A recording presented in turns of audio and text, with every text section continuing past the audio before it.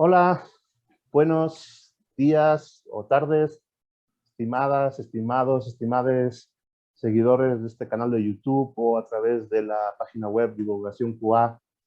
Estamos aquí el día de hoy con la doctora Gloria Díaz Ruiz, integrante del Departamento de Alimentos y Biotecnología. Buenos días, en este caso, Gloria. Hola, Miquel, buenos días.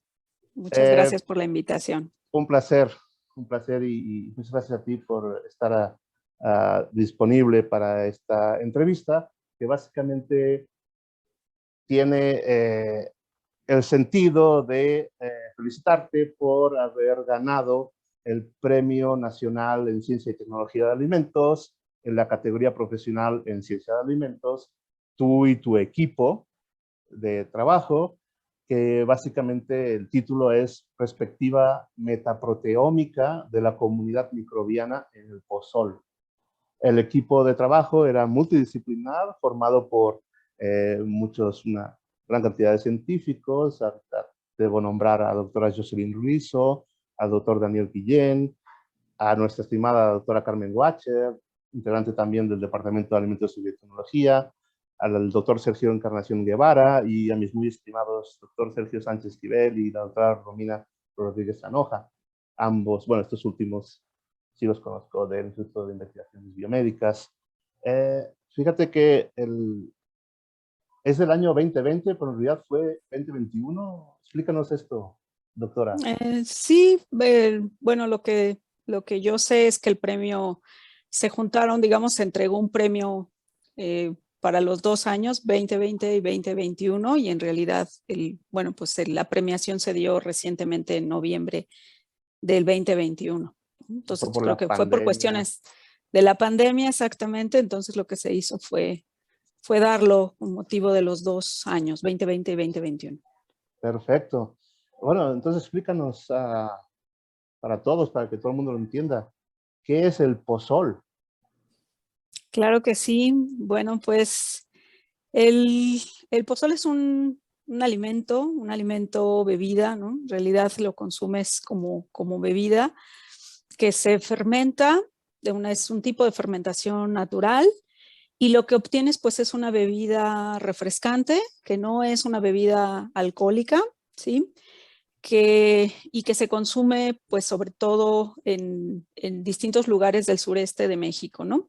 Cabe decir que las muestras y los que hemos analizado y que en este caso con motivo de este estudio pues se han tomado en el estado de Tabasco, específicamente en la ciudad de Villahermosa. Y bueno, pues ahí mismo la bebida tiene mucho arraigo, la gente la conoce bien, la consume, digamos, de manera cotidiana, ¿no?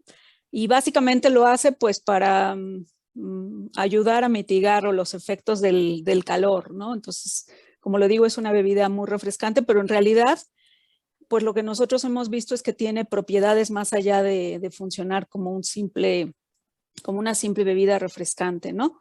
Y esto tiene lugar porque se ha consumido desde hace mucho tiempo. De hecho, pues se tiene evidencia que incluso desde la época precolombina, ¿no? Entonces, y esta bebida pues digamos, se ha mantenido en el gusto de la gente de la región. ¿Y cuál es el proceso de obtención del pozol? Se utiliza un sustrato que es muy familiar para nosotros aquí en México, ¿no? Que es el maíz. El maíz que se utiliza se nixtamaliza. Y lo que se hace, bueno, pues es una vez que se ha logrado el proceso de cocción del grano, lo que se hace es separar el pericarpio y se muele. Es como un tipo lo que se obtiene es una masa muy parecida a la que se obtendría cuando vamos a elaborar tortillas, pero en este caso la masa se deja un poco más gruesa, lo que se denomina martajada. No es una masa fina como la de tortillas, y lo que verías si tú la tocas o tratas de separarla es que a veces vas a encontrar fragmentos de pericarpio, ¿no? Fragmentos un poco grandes, incluso restos del germen, a veces quedan restos y bueno, trozos también de endospermo, ¿no? Que, o sea, quiere decir que la molienda del grano no se hace fina, sino que pueden quedar fracciones así un poco más de mayor tamaño, ¿no? Ok, para que todo el Y mundo lo entienda, el grano, tienes una capa alrededor del grano, así es. o sea, está todo mezclado ahí, no es el grano, digamos, limpio, el que se trabaja para producir pozol, ¿no? Para que lo entienda todo el Sí, sí, mundo. sí. Bueno, el objetivo de la nixtamalización, bueno, obviamente además de suavizar el grano, etcétera, es retirar el pericarpio. Sin embargo, lo que nosotros hemos visto, ¿no? Es que en este proceso de elaborar pozol a veces van quedando todavía restos de pericarpio, o sea, la eliminación del pericarpio no es al 100% y quedan fragmentos, ¿no? Lo que forma parte entonces de los componentes de la masa. Así entonces, pues tenemos una masa que nosotros llamamos así, ¿no? Un poco gruesa, martajada, que, bueno, se le puede agregar un poco de agua para darle, poderla moldear y darle formas esféricas. De esta manera, se puede envolver en las hojas del árbol de plátano, por ejemplo, y se deja fermentar a temperatura ambiente. El tiempo que dura esta fermentación es variable, pueden ser desde algunas pocas horas, porque la mayoría, lo que nosotros hemos visto, sobre todo en la ciudad de Villahermosa, es que la gente consume lo que se llama el pozol fresco, o sea, muy poquitas horas de fermentación.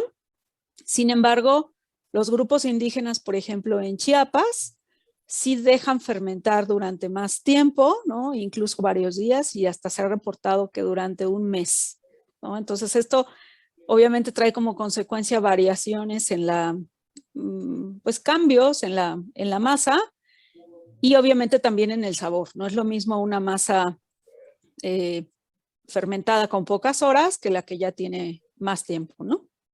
Entonces, te iba a preguntar sobre las propiedades, ¿verdad? Eh, dijiste algo muy interesante que es la fermentación. Así Entonces, es. para empezar, ¿qué es la fermentación? Pues es el crecimiento de microorganismos de forma controlada, para así decirlo plano. Eh, ¿Cuáles son los principales microorganismos en la fermentación del pozol? Claro, en realidad esta es una, como lo mencioné al principio, se trata de lo que nosotros llamamos una fermentación espontánea, es decir, pues lo que llega ahí son los microorganismos, algunos microorganismos del ambiente. Debo decir también que este es un tipo de proceso artesanal que se elabora en baja escala. La gente lo puede hacer en casa o lo puede comprar, por ejemplo, en el mercado o incluso en establecimientos que se conocen como pozolerías, ¿no? Sin embargo, bueno, esta elaboración pues es en, digamos, en escala pequeña, ¿no? Y lo que sucede, pues, es que a diferencia de otras fermentaciones, digamos, ya más industriales, pues este tipo de fermentación se lleva a cabo de forma natural. No hay que agregar ninguna masa anterior, no hay que agregar nada. La fermentación sucede con los microorganismos ya presentes de forma natural, ¿no? Y bueno, de lo que se ha visto con los años, con el tiempo que hemos estudiado esta bebida, pues es que parece ser que una de las principales fuentes de inoculación proviene de la molienda del grano, porque utilizan unos molinos así pequeños de mano y pues muchas veces estos molinos no se lavan, o sea, entre proceso y proceso no se lava, nada más como que se cepilla y se eliminan los restos que van quedando en la masa. Se puede volver a utilizar más tarde o al siguiente día, pero eso probablemente esos restos que van quedando, ¿no? Pues pasan a la siguiente masa y así a la siguiente, ¿no?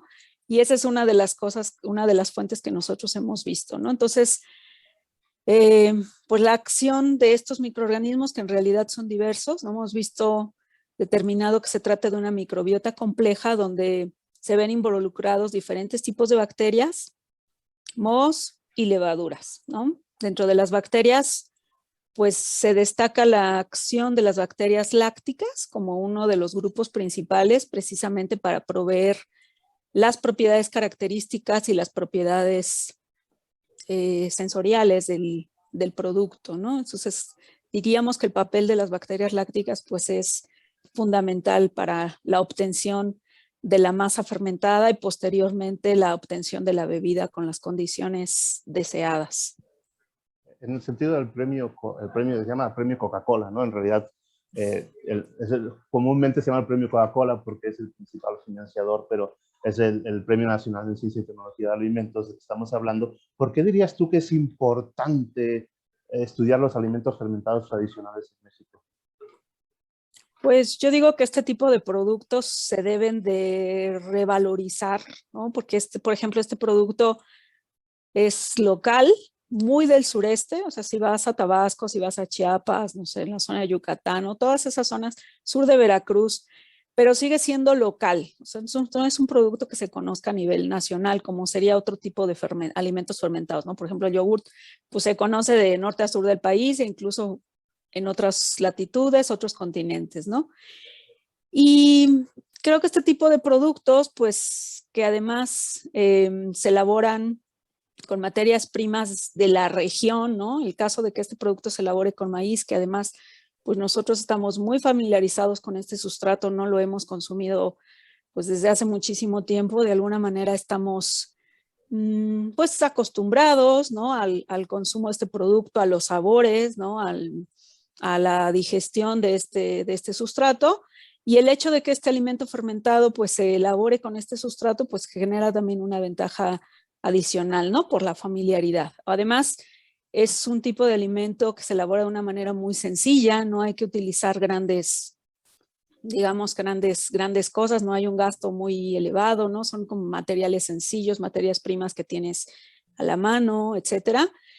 Y algo muy importante, pues, es que se han visto propiedades, ¿no? O sea, además, digamos, por que la gente está familiarizada con el consumo en ciertas regiones, lo que nosotros hemos visto y estudiado, y bueno, pues es también razón de que este proyecto haya sido premiado, pues tiene que ver precisamente con lo que hemos estudiado como parte de las propiedades, ¿no? Las personas que lo consumían hace mucho tiempo, pues lo hacían de una manera sin conocer realmente los beneficios, ¿no? Digamos, la acción de los microorganismos, pero sí sabían que les daba que el producto tenía ciertos atributos. Por ejemplo, lo consumían cuando tenían diarreas y a la hora de consumirlo, pues veían que esa diarrea aminoraba, ¿no? Lo colocaban, por ejemplo, como especie de cataplasma cuando había ciertas heridas, por ejemplo, ¿no? Cuando trabajaban en el campo y pues tenían alguna herida, lo colocaban. Entonces, digamos de una manera así pues, que pasaba de generación en generación, la gente sabía que tenía ciertos beneficios, ¿no? Y ahora lo que nosotros hemos visto, pues es que hay razones, ¿no? que nos hacen ahora concluir que efectivamente esa bebida tiene beneficios y más allá del aporte nutrimental que obviamente, bueno, pues está ahí presente, pero también lo que observamos es que el maíz que se utiliza como sustrato se mejora desde muchos puntos de vista, ¿no? Sabemos que el maíz tiene deficiencias, por ejemplo, a nivel de aminoácidos, de disponibilidad de minerales, por ejemplo, del fósforo, ¿no? Y sabemos que con la fermentación esas cosas se mejoran, ¿no? Una de las cosas que creo que muy interesantes que se han descubierto, y eso tiene que ver con el proyecto precisamente de Jocelyn Rizzo, el proyecto de doctorado, fue el descubrir que algunas de las bacterias que estaban ahí presentes tenían la capacidad de fijar nitrógeno, ¿no? Entonces, esa capacidad, pues lo que hace es precisamente aumentar el valor el nivel de proteína en el sustrato, ¿no? Y eso lo convierte, pues obviamente, en un alimento muchísimo mejor que el maíz de origen, ¿no? Además, bueno, de otros beneficios, porque desde el punto de vista de los microorganismos presentes hemos identificado que hay organismos con capacidades muy interesantes, por ejemplo, con actividad probiótica, ¿no? Varias de las bacterias lácticas que nosotros hemos estudiado hemos visto que tienen estos beneficios, ¿no? Recordar que estas bacterias probióticas pues se han descrito como aquellas bacterias, sobre todo bacterias lácticas, ¿no? Que al ingresar a nuestro organismo pueden tener una acción, por ejemplo, a nivel intestinal, ¿no? Mejorando precisamente el balance de esa microbiota intestinal y de manera general mejorando nuestra salud, ¿no? Desde muchos puntos de vista. Entonces, nosotros con estudios in vitro que hemos realizado, pues hemos visto que muchas de esas bacterias lácticas tienen ese potencial probiótico, ¿sí? También con con el apoyo del doctor y la colaboración del doctor Agustín López Munguía, por ejemplo, con él, se ha determinado que algunas de estas bacterias tienen capacidad también de producir algunos polímeros interesantes como del tipo levanas, ¿no? Y eso entonces le da un valor extra todavía al producto, porque además de microorganismos con capacidad probiótica, podría haber prebióticos dentro de la misma masa, ¿no? Lo que convertiría el alimento en un alimento de tipo simbiótico, donde conviven probióticos, prebióticos al mismo tiempo, ¿no? Entonces eso sería como un beneficio extra adicional. Además, también pues habría que decir que algunos de estos microorganismos pues son de interés biotecnológico. Hemos encontrado, por ejemplo, actividades enzimáticas muy interesantes, por ejemplo, capacidad para hidrolizar los sustratos ahí presentes, por ejemplo, polisacáridos, almidón, celulosa, hemicelulosa, algunas lipasas, proteasas. Vamos a una serie de enzimas que son propias de los microorganismos, ¿no? Aunadas a las enzimas que están presentes en el maíz, porque el maíz también aporta lo suyo, por supuesto. Y eso, pues esa combinación hace que pues este sustrato como lo digo, se enriquezca, ¿no? Y eso solo hablando de las bacterias. En el proyecto de Jocelyn, que fue el proyecto de doctorado, y precisamente con esta perspectiva de estudiar el metaproteoma, pues lo que se vio es que no únicamente las bacterias lácticas eran las más importantes desde el punto de vista de la funcionalidad o del aporte de metabolitos.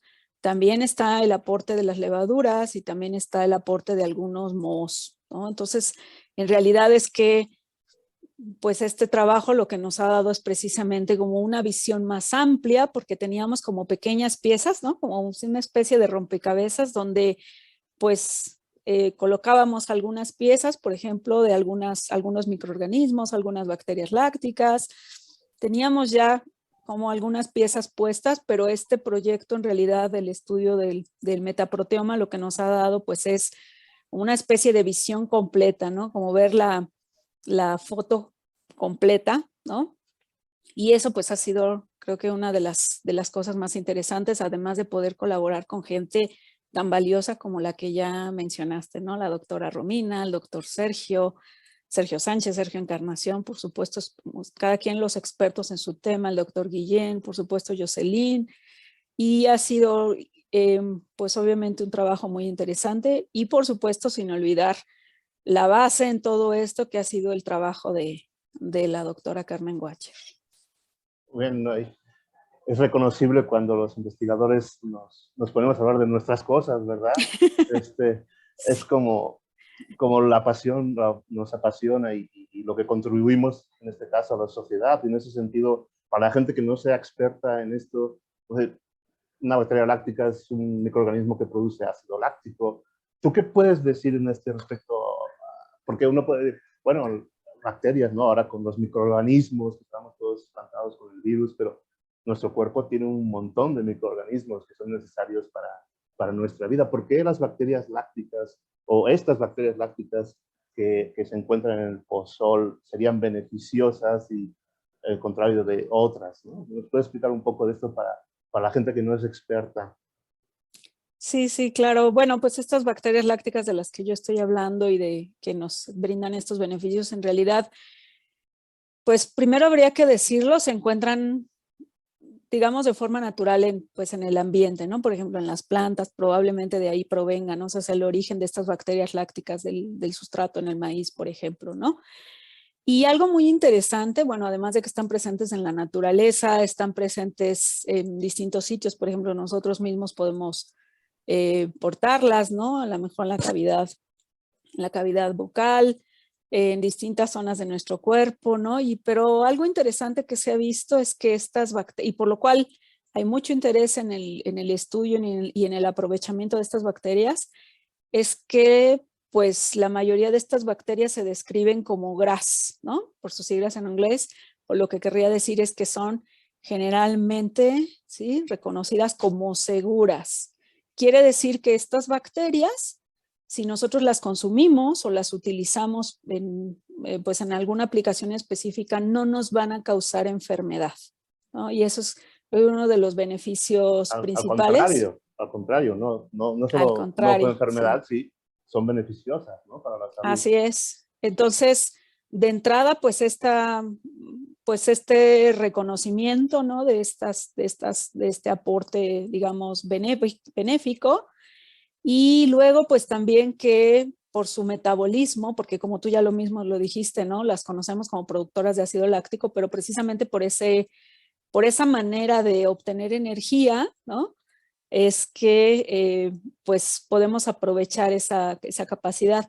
Mientras degradan, mientras utilizan carbohidratos, van produciendo ácido láctico, pero además producen otros metabolitos, ¿no? O sea, hay bacterias lácticas que se conocen como homolácticas o homofermentativas, solo producen ácido láctico, pero algo de manera muy interesante es que hay otras, se denominan heterofermentativas, que ellas además de láctico pueden producir etanol, pueden producir ácido acético, pueden producir alguna acetoína, diacetilo, ¿no? Por ejemplo, vale la pena decir, diacetilo es uno de los componentes que forman parte de este denominado sabor a mantequilla, ¿no? Y Sí. muchos de los productos lácteos se benefician precisamente de estos metabolitos que, si bien se dan en pequeñas cantidades, pues son muy importantes para el desarrollo y el aroma, ¿no? de nuestros distintos productos. En el caso de los productos lácteos, en el caso de estas fermentaciones con base en sustratos de tipo vegetal, ¿no? Creo que ese sería uno de los aportes importantes. Y además, pues también decir que muchas de estas bacterias, lo que comentaba, ¿no? Si bien el hecho de ser bacteria láctica no significa que en automático va a ser una bacteria probiótica, o sea, hay que estudiar, ¿no? Cada una de estas bacterias para ver si efectivamente tienen ese extra del potencial probiótico, ¿no? Y como te decía, pues en el caso del pozole hemos estudiado ya varias de ellas y tenemos, digamos, unas buenas candidatas, ¿no? Para, pues si es que quisiéramos aprovecharlas de manera individual, a lo mejor en otros productos, en el, no sé, desarrollo de otros productos, etcétera. O por qué no, es algo que hemos tenido como meta, como sueño, ¿no? El desarrollo de esta bebida en condiciones controladas, porque como bien te digo, pues es un proceso artesanal que puede tener como buen proceso artesanal, pues a lo mejor algunas cosas y puntos de mejora, ¿no? Sobre todo desde el punto de vista del manejo. Y la industrialización de estas, desde las comunidades rurales que tú comentas, o más locales, por así decirlo, no necesariamente rurales, ¿no? Locales, hacia un escalamiento al consumo de esta bebida tan importante, ¿no? Porque tú puedes ver un montón de bebidas probióticas que existen ahora en el mercado, en todos lados, que ya tienen un envasado, ya tienen una vida de anaquel determinada. ¿Cómo ves eso? ¿Podría extrapolarse en el sentido de que por qué no el pozol podría ser mejor que tantos otros productos que quizás algunos vienen del extranjero, ¿no? Y que tienen tanto éxito en el mercado nacional? Claro, yo veo y creo que siempre en nuestro grupo, ¿no? Y ahora nuestro grupo extendido de colaboradores lo hemos visto siempre como una posibilidad. Y esto, bueno, pues, ¿por qué no vamos a poder obtener una bebida en mejores condiciones, en condiciones controladas, ¿no? Viendo los beneficios que tiene la bebida y observando que además, pues por desgracia, en algunos casos se ha reducido el consumo de esto y se ha dado paso al consumo de otras bebidas, por ejemplo, los refrescos, ¿no? O sea, por ejemplo, algunas zonas de Chiapas, donde muy claramente se ha visto cómo la gente pues sus condiciones de salud, cómo ha aumentado la diabetes, cómo han aumentado pues algunas enfermedades relacionadas con el síndrome metabólico y cómo claramente se ha observado una reducción en el consumo de esta bebida y un aumento en las bebidas azucaradas tipo refresco, ¿no? O sea, decir ninguna marca, pero en este caso de los refrescos, ¿no? Entonces, pues, ¿por qué no volver al consumo de estas bebidas, ¿no? Que, como te digo, pues utilizan sustratos que nosotros conocemos bien y que además tienen todas estas propiedades, y si además pudiéramos elaborarla en condiciones controladas, más higiénicas, pues yo creo que la verdad es que sería una opción bastante interesante, ¿no? Habría que encontrar, pues sí, la manera de seleccionar algunos microorganismos que pudieran ser representativos, ¿no? Que pudieran tener proporcionar los beneficios, ¿no? Pero bueno, creo que ahí ya vamos bastante avanzados, tenemos ya una colección de microorganismos que ya hemos estudiado durante bastante tiempo, ¿no? Ya los hemos identificado bien, algunos incluso se han secuenciado, ¿no? Se están haciendo ya unos estudios, digamos, un poco más profundos para tratar de desentrañar estas características y quizá poderlos seleccionar para un paso siguiente, ¿no? Ahí sí habría que, pues a lo mejor hacer un trabajo en comunidades, a lo mejor un trabajo con gobierno, ¿no? Para que realmente pudiera ser, sí, un proyecto quizá ya más ambicioso y de una aplicación, para que tuviera realmente una implicación a nivel social. Creo que esta sería pues un objetivo final que ojalá algún día podamos observar y cristalizar.